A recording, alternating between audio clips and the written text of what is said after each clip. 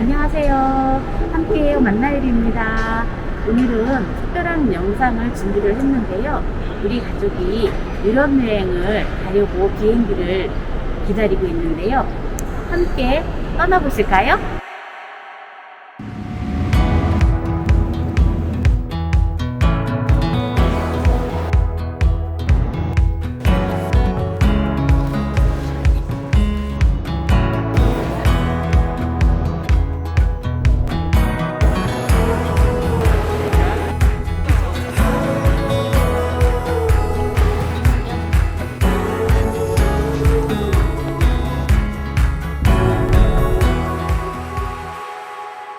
여기는 프랑스의 베르사유 궁전입니다. 그리고 바로 이 동상은 루이 14세 동상입니다. 프랑스의 베르사유 궁전은 루이 14세가 건설했고 프랑스 절대 왕정의 상징인 건축물입니다.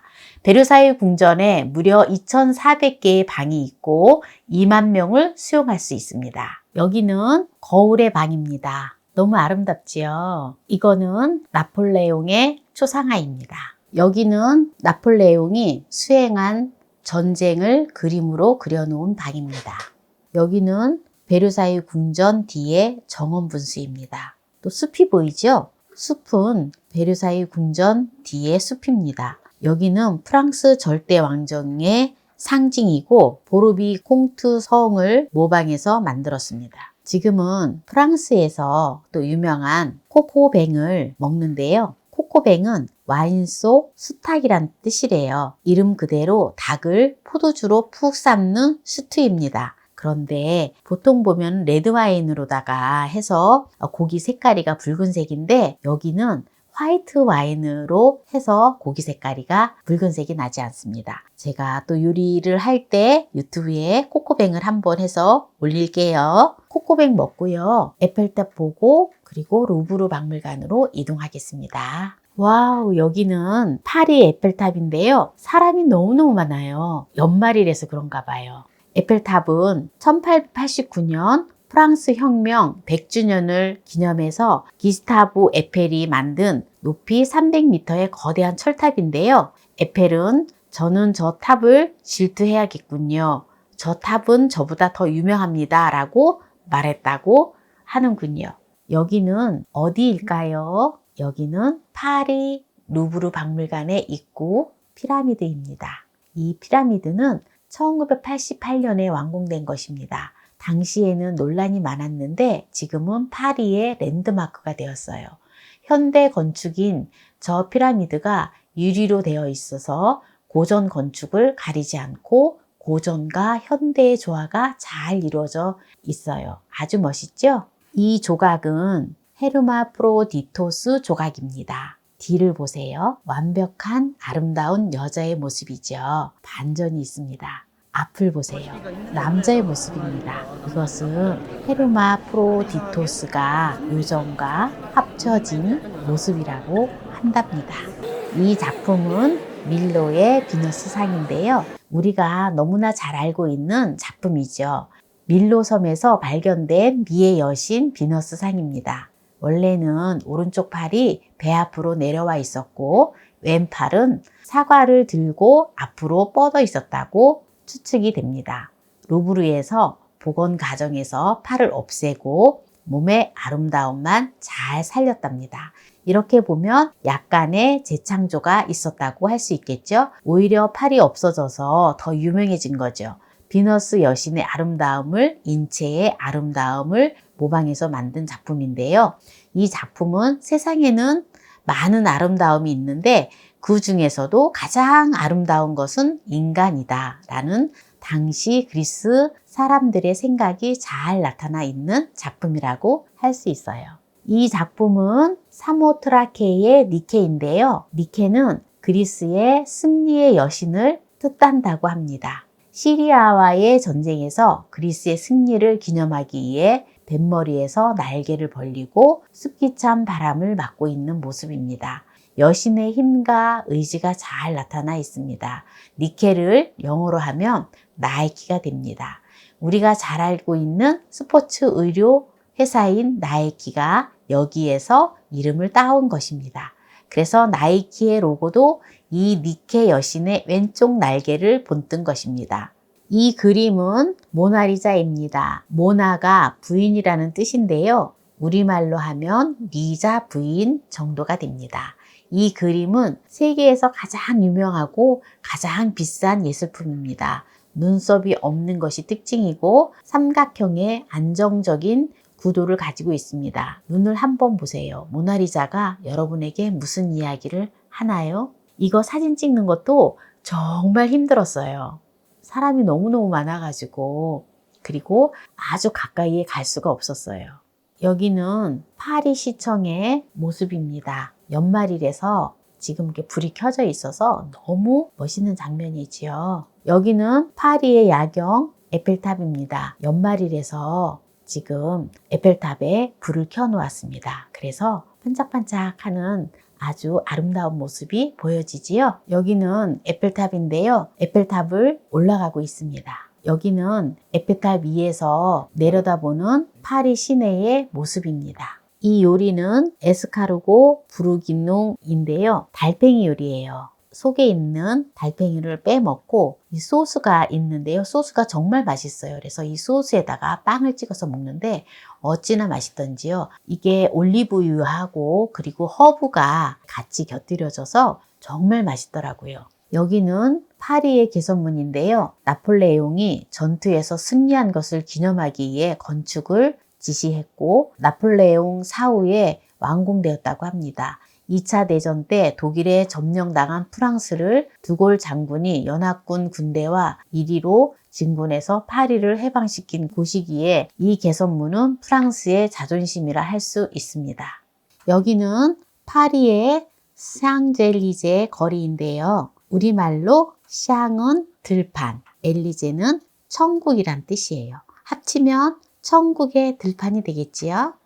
여기는 몽마르트르 언덕입니다. 몽은 우리말로 언덕이란 뜻이고 마르트르는 순교자란 뜻이니 몽마르트르는 순교자의 언덕이란 의미입니다. 이곳이 사크레 케르 성당입니다. 사크레 케르는 성심이란 뜻인데요. 우리말로 예수 성심 성당이 되겠지요. 여기는 파리의 세느강 유람선 바토 무스를 타고 있습니다. 바토는 보트를 의미하고 무슈는 파리를 의미합니다. 합치면 파리 보트 정도가 되겠네요. 노트르담 성당이 보이고요. 노트르는 우리의 란 뜻이고 담은 부인이라는 뜻입니다. 합치면 우리의 부인, 즉 성모가 되는 것이지요. 노트르담 성당은 성모 성당이 됩니다. 그리고 또 에펠탑도 야경도 보이고 그러지요. 정말 아름다워요.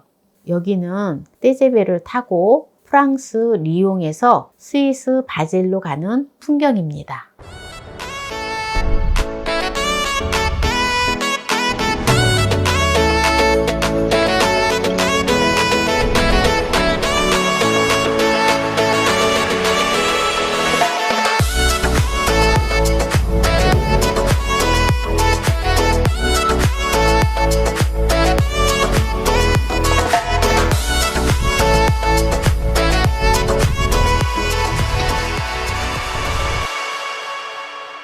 파리에서 스위스로 기차를 타고 이제 스위스 수도 베른에 도착을 했는데요. 베른은 세계 도시 중에 베른만큼 오랜 역사의 도시를 원형 그대로 보존한 곳은 드물다고 하네요. 구시가지 전체가 유네스코 세계문화유산으로 지정될 만큼 역사적 가치와 아름다움을 가진 도시인데요. 스위스의 수도 베른의 시계탑, 베른시의 출입구 역할을 하던 곳으로 16세기에 재건되었고 음치를 치는 인형과 꼭두가시 인형들이 돌아가는 모습을 볼 수 있습니다. 여기는 베른의 곰 공원인데요. 곰 보이죠? 곰.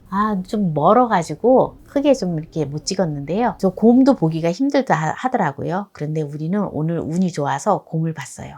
곰은 베른 주의 상징으로 스위스인들을 사랑하는 동물입니다. 베른이라는 시의 명칭 또한 곰이라는 말에서 유래되었다고 합니다. 여기는 루체른의 상징이자 랜드마크 카펠교입니다. 14세기 초 루체른을 방어하는 요새의 일부로 지어진 이 목조 다리는 유럽에서 가장 오래된 다리입니다. 다리의 길이는 약 200m에 이르고 지붕이 있어 독특하면서 우아한 형태로 루체른을 대표하고 있습니다. 여기는 빈사의 사자상인데요. 프랑스 혁명 당시 마지막까지 루이 16세를 지킨 스위스 용병을 기리는 작품입니다. 지금 기차를 타고 스위스 융프라우요흐로 가고 있습니다. 여기는 스위스 융프라우인데요. 전망대에서 지금 까마귀에게 모이를 주고 있습니다. 까마귀가 어찌나 예쁘던지 저 이렇게 정말 가까이에서 까마귀를 본 적이 처음이에요. 여기는 스위스 알프스 융프라우 얼음궁전의 모습입니다. 여기는 스위스 알프스 융프라우 스핑크스 전망대인데요. 스위스 국기가 있더라고요. 그래서 이렇게 스위스 국기를 잡고 사진을 찍고 하는 곳이에요. 여기는 스위스의 융프라우인데요. 융프라우는 우리말로 처녀라는 의미라고 합니다. 융프라우는 해발 고도 4158m에 아이거 민희신과 함께 알프스 3대 명산으로 꼽히고 있습니다. 이제 스위스에서 이탈리아로 넘어가고 있는데요. 스위스 남부의 풍경입니다. 너무 아름답죠?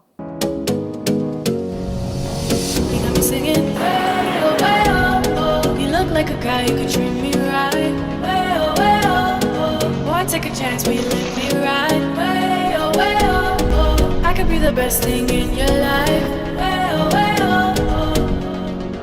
You got me singing. Way oh, oh. You look like a guy who could treat me right. Way oh, oh. Boy, take a chance, will you let me ride? Way oh, oh. I could be the best thing in your life. Way oh, oh. Maybe let's take a drive, take a drive.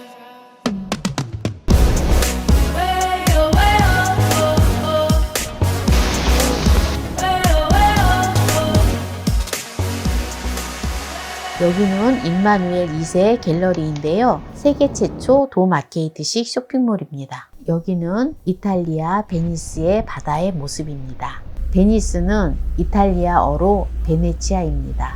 물의 도시 베네치아는 수많은 말뚝위에 건설된 118개의 섬을 연결해서 만든 도시라고 합니다. 셰익스피어의 작품 베니스의 상인의 무대가 된 도시이기도 하는데요. 베네치아의 아름다움은 중세부터 유명했고 물의 도시, 아드리아해의 여왕, 가면의 도시 등 다양한 별명들을 가지고 있어요.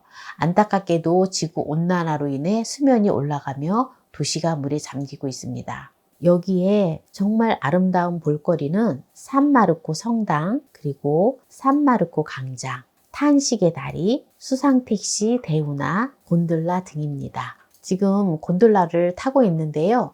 풍경이 너무 아름답고 너무너무 멋있어요. 이탈리아 베니스에서 젤라또를 먹고 있는데요. 이 젤라또는 한국말로 하면 아이스크림이에요. 근데 정말 맛있어요. 그렇게 많이 달지도 않고 저는 레몬 젤라또가 너무너무 맛있더라고요.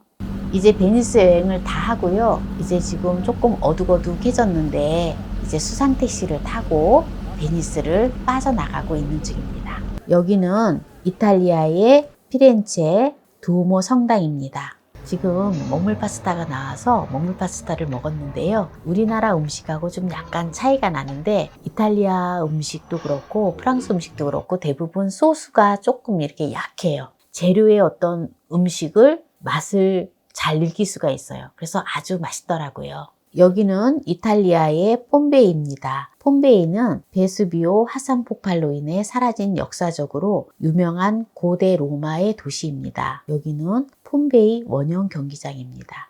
여기는 이탈리아의 소렌토입니다. 도라오라 소렌토라는 나폴리 민요로 잘 알려진 곳인데요. 이제 소렌토에서 이탈리아의 카프리 섬으로 이제 배를 타고 가고 있습니다. 카프리섬은 고대 로마 때부터 황제와 귀족들의 별장지로 유명한 에메랄드 빛깔의 바다인데요. 코발트 블루의 새파란 하늘 천혜의 자연 경관을 자랑하는 카프리섬인데요. 로마의 2대 황제 티베리우스가 10년 동안 운둔했던 곳이고 칼리굴라가 로마의 3대 황제로 지명된 곳이기도 합니다. 카프리섬은 원체 유명한 곳이라서 우리가 잘 알고 있는 축구 선수였던 박지성 씨가 신혼여행을 왔던 곳이기도 합니다. 카프리섬에서 잠시 여유가 있어서 에스프레소를 한 잔 하고 있는데요. 정말 맛있어요.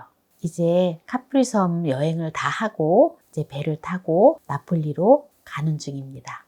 여기는 로마 최대의 명소인 바티칸 박물관인데요. 세계 3대 박물관 중에 하나예요. 이 작품은 라오콘 군상입니다. 죽어가는 트로이 신관 라오콘과 그의 두 아들을 묘사한 작품인데요. 라오콘은 트로이 전쟁 때 목마 안에 그리스의 병사들이 숨어 있다는 것을 경고하여 포세이돈의 저주를 받아 이렇게 괴로워하면서 죽어가고 있습니다. 여기는 트레브 분수인데요. 우리말로 하면 삼거리 분수라고 말할 수가 있어요.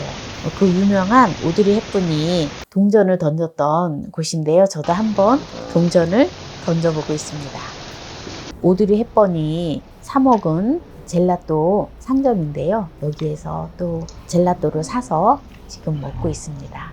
여기는 로마의 스페인 계단인데요. 여기는 앉지도 못하게 하더라고요. 사람이 굉장히 많지요. 오드리 헵번이 아이스크림을 먹었던 장소인데요. 여기서 아이스크림 못 먹게 한다고 해요. 아이스크림을 흘리면 많이 미끄러져서 많이 사람들이 다치기 때문에 앉지도 못하게 하고 아이스크림도 못 먹게 하고 있어요.